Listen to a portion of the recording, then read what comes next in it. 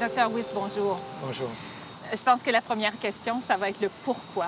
Pourquoi est-ce que vous avez décidé d'aller en Afghanistan? Et surtout, pourquoi décider d'y aller alors que vous avez une épouse et une petite fille de 2 ans chez vous à Sudbury?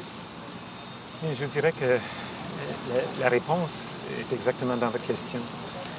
Comme ancien officier de l'armée canadienne, j'ai suivi notre mission en Afghanistan de proche. Je lisais tout ce que je pouvais lire.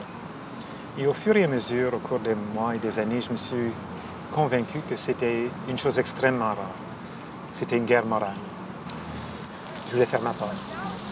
Parce que quand ma fille sera assez grande pour lire à propos des hommes qui tuaient des jeunes filles, pour le crime de vouloir lire et écrire, je vais pouvoir lui dire que son père s'est tenu debout et fait ce qu'il pouvait faire pour les arrêter. Il faut se souvenir que dans la période taliban, il y avait 600 000 étudiants de tout niveau en Afghanistan, dont 2 étaient des filles. 2 12 000 filles à l'école dans un pays, la même population que le Canada. Racontez-nous ce que vous avez fait en Afghanistan. Quel a été votre rôle en Afghanistan? Eh bien, je suis médecin, même je suis spécialiste de médecine d'urgence. Donc, pour mes 3 premiers jours en Afghanistan, j'ai servi comme chef de l'équipe de réanimation traumatique dans l'hôpital principal de la coalition qui était sur la base aérienne de Kandahar, la base principale des forces de la coalition dans le sud de l'Afghanistan. Mais parce que l'autre chose dans mon passé est que j'étais officier d'infanterie, c'est-à-dire officier de combat dans l'armée canadienne, on m'a demandé, après quelques jours, de passer outre les défenses de la base principale qui n'ont jamais été pénétrées et d'aller dans la zone de combat et servir non comme médecin, mais comme médic senior, si vous voulez. J'allais m'occuper des besoins, de tous les besoins, de 200 hommes environ, qui étaient dans la zone de combat. Décrivez-nous, amenez-nous en Afghanistan quelques instants pour nous aider à mieux comprendre comment les choses se vivent là-bas. La première chose qu'il faut comprendre à propos de la guerre, c'est que c'est pas comme au film, c'est pas comme à la télévision. Pour moi, comme médical, c'est moins pire. C'est juste 80 de mon temps qui est de l'ennui. Mais la guerre, c'est majoritairement de l'ennui. Maintenant, parlons des choses qui n'étaient pas ennuyantes, quand il y avait des choses qui se passaient. Eh bien, de temps à autre, il fallait que j'accompagne les troupes sur le terrain, en mission de combat, aller trouver les talibans, les dénicher. Ça, c'était absolument terrifiant. Chaque fois que je devais le faire, je ne dormais pas. Mais ce qui est intense à un niveau qu'un médecin civil ne peut pas comprendre, c'est de penser que nous avons une demi-heure au maximum pour stabiliser tous les blessés avant que les hélicoptères arrivent, pour les amener à Kandahar. Mais durant le transfert du champ de bataille jusqu'à l'hôpital, on ne pourra rien faire pour eux. C'est un hélicoptère, ça bouge, c'est bruyant. On va examiner le patient, on ne peut pas traiter le patient. Donc, si vous manquez quelque chose potentiellement fatal, il n'y a rien qui va être fait pour le patient jusqu'à ce qu'il arrive à l'hôpital. Ça peut être 10, 20, 30, 40 minutes. Et ça, c'est terrifiant pour un médecin de penser que j'ai une demi-heure, que j'ai un patient ou j'en ai 10. Il faut que je trouve toutes les lésions potentiellement fatales et que je les adresse. Et je savais ça de manière consciente, mais je ne m'en suis pas rendu compte jusqu'à la première fois que ça m'arrive. Chose que je décris dans mon livre « Fob Dog ». Et ça m'a frappé comme une tonne de briques quand c'est arrivé. Et ce qui est complètement atypique, si on compare cette guerre-ci à la guerre du Nicaragua, c'est que ce sont les talibans, les gens qui n'ont que des armes à poing, des pistolets, des carabines et des bombes qu'ils peuvent placer où ils veulent. Ce sont eux qui causent la vaste majorité des pertes civiles. Normalement, c'est le côté avec les bombardiers, les canons, les chars d'assaut qui causent ces pertes civiles. Ici, c'est complètement le contraire. Donc, on pleure ces pertes-là pour la tragédie, ce que c'est de mourir en bas âge. Ensuite, on pleure un peu plus la perte de nos camarades d'armes afghans. Ensuite, après ça, on souffre un peu plus la mort d'un Canadien. Et aussitôt qu'on entend qu'un Canadien a été tué, on commence toujours à essayer de fureter autour parce qu'on garde ça très confidentiel. On ne veut pas que la nouvelle se répande jusqu'au Canada avant qu'on puisse contacter la famille. Donc, tout de suite, toutes les communications sont coupées avec le Canada et même entre nous-mêmes. Alors, mais on commence à fureter autour. As-tu entendu? C'est qui? C'est qui? Et bien qu'on n'aime pas l'admettre, on espère que c'est pas quelqu'un qu'on connaît. C'est pas quelqu'un de notre groupe. Et ensuite, quand ça nous arrive, comme ce qui est arrivé le tout dernier jour de mon dernier tour. Nous sommes allés pour une dernière mission.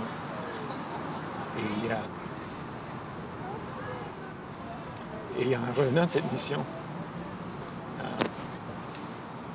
un de nos véhicules a frappé une bombe et le soldat Jonathan Couturier a été tué. Et ce jeune homme a passé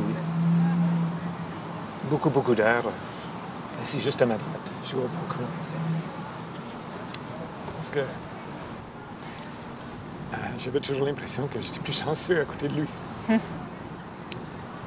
Mais ce jour-là, sa chance a abouti. Et puis, j'aurais du mal à vous décrire le degré de douleur que ça cause.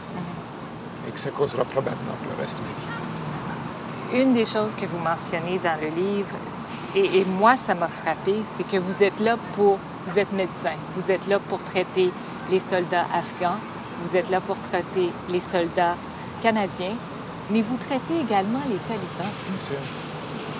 Ça doit pas être facile, ça, de faire ça. C'est pas difficile du tout, au contraire. C'est un homme blessé, un être humain blessé, complètement sans défense. Il ne présente aucune menace pour nous.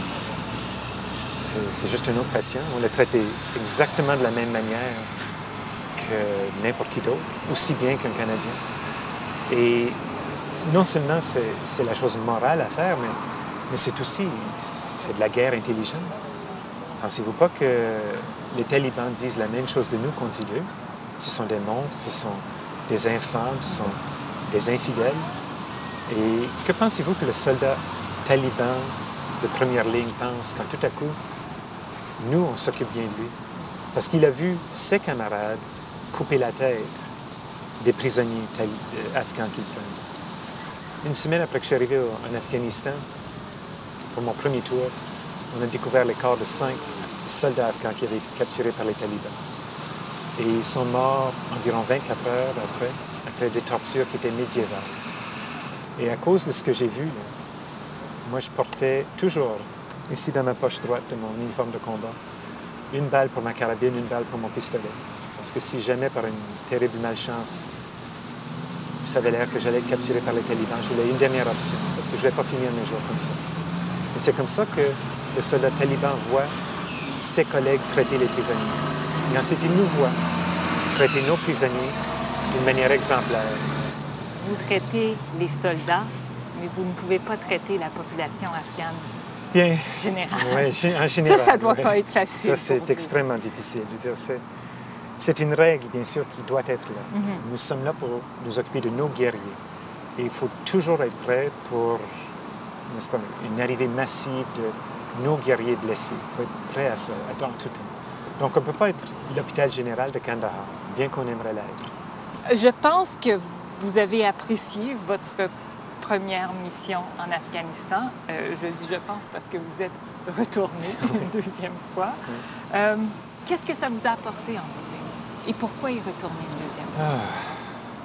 Je suis allé la première fois pour appuyer la mission, parce que j'y croyais vraiment. Et c'est pour ça que je suis allé la première fois. La deuxième fois, honnêtement, je suis allé pour mes frères et mes sœurs, en uniforme. Il y avait juste pas beaucoup de gens dans les forces armées qui étaient prêts à faire ce que j'étais prêt à faire. Et puis, on m'a demandé de retourner. C'était quelque chose qui était presque impossible de refuser. Vous avez dit à plusieurs reprises que vous croyez dans cette mission. Et vous savez, comme on le sait tous, que ce ne sont pas tous les Canadiens qui croient à cette mission, même des politiciens qui n'y croient pas à cette mission-là. Absolument. Qu'est-ce que vous leur dites? Comment les convaincre? Faut-il les convaincre?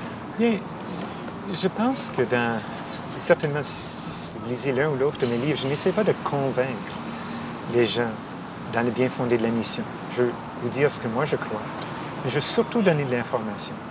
Et souvent, les gens ne sont pas de notre couleur, parlent une langue qui est difficile à comprendre, ils sont loin de nous. C'est facile d'oublier qu'ils sont aussi des êtres humains. Et c'est facile d'oublier les choses qui nous rattachent plutôt que les choses qui nous séparent. Et donc, surtout ce que je veux que les Canadiens savent, c'est pas que la mission est bien fondée, bien que c'est ce que je crois. Je veux qu'ils connaissent des données. Et probablement la donnée que je veux qu'ils connaissent, plus que n'importe laquelle, c'est la façon qu'on va gagner cette guerre. Je vous ai parlé des 6 000 étudiants, dont 2 c'est-à-dire 12 000 qui étaient des filles, qui étaient à l'école durant l'ère talibane.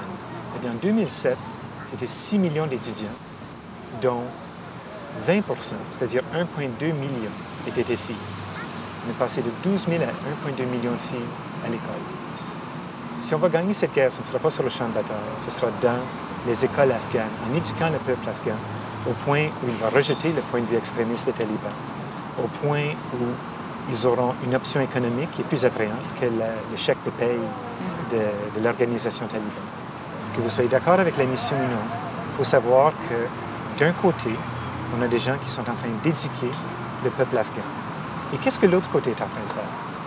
Eh bien, en 2007, la même année où je vous donnais les statistiques, les talibans ont détruit, brûlé ou dynamité 130 écoles. Ils en ont fermé un autre 300, menaçant les instituteurs. Ils ont exécuté 105 maîtresses et élèves, presque uniquement du sexe féminin. Parce que les talibans savent qu'un peuple éduqué va les rejeter. Donc, à la lumière de tout ça, est-ce qu'on doit quitter en 2011? L'armée doit toujours appuyer le gouvernement. Si demain le gouvernement dit on se retire, l'armée doit appuyer ça. Et si vous me demandez comme citoyen, je vous dirais deux choses. Numéro un, que les raisons pour lesquelles nous sommes allés en guerre en 2001 sont encore là. Elles n'ont pas changé. Et je vois mal pourquoi nous arrêterions maintenant.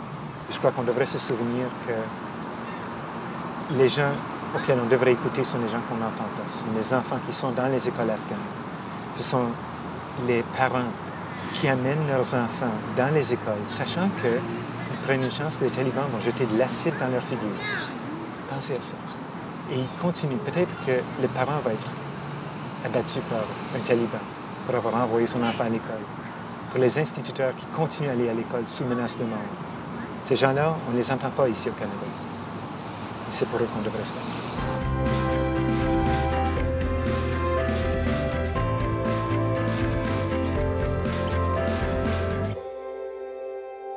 Quelle est l'évaluation que vous faites de la nourriture que vous avez consommée en Afghanistan? Bien, honnêtement, elle était superbe. Oui. Les héros dont on ne parle pas presque assez en Afghanistan, c'est les gens qui font le ravitaillement. Il y a même une photo de moi sur la FOB, en zone de combat, en train de manger du surf and turf. Qu'est-ce que vous faites pour passer le temps quand vous êtes en Afghanistan? Oh, il y en a du temps. Les guerres, c'est majoritairement de l'ennui. Tout le monde arrive là avec une centaine de DVD chaque qu'on se passe l'un l'autre. C'était des livres, c'était beaucoup de poker. Oh, le deuxième tour, c'était le poker et on jouait ça presque tous les soirs. Règle claire, 5 $ maximum tous les soirs. Hein. On n'est pas là pour perdre toute sa paye. Si vous arriviez à votre épouse et vous lui disiez « Je vais retourner une 3e fois en Afghanistan », je vous rappelle que vous avez une épouse et maintenant 2 petites filles, comment est-ce qu'elle réagirait? Ah, elle respirait profondément.